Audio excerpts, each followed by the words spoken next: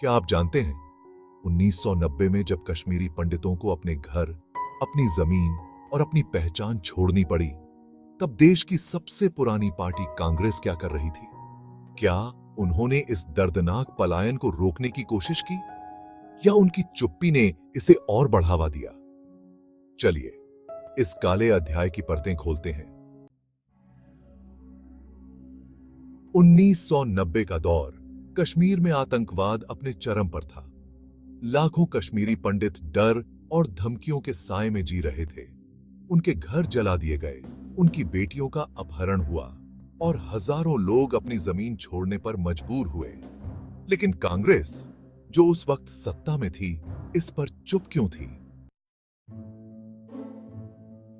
1987 के विधानसभा चुनाव, जिसे कश्मीर के इतिहास का सबसे विवादित चुनाव माना जाता है, कांग्रेस और नेशनल कॉन्फ्रेंस की मिलीभगत से चुनावों में धांधली हुई। इसका नतीजा यह हुआ कि अलगाववाद और आतंकवाद को बढ़ावा मिला। यही चुनाव आतंकवादी संगठनों के उभार की वजह बना।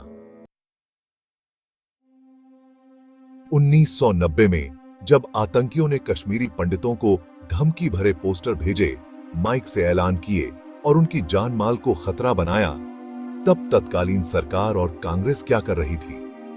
सुरक्षा देने में नाकामी,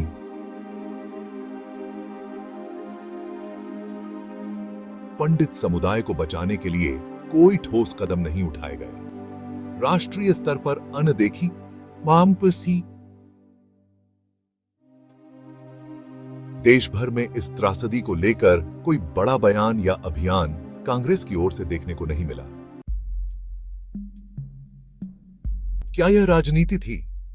कुछ लोग मानते हैं कि कांग्रेस ने कश्मीर में मुस्लिम वोट बैंक को खोने के डर से इस मुद्दे पर चुप्पी साधी। सवाल उठता है, क्या यह चुप्पी रणनीति का हिस्सा थी?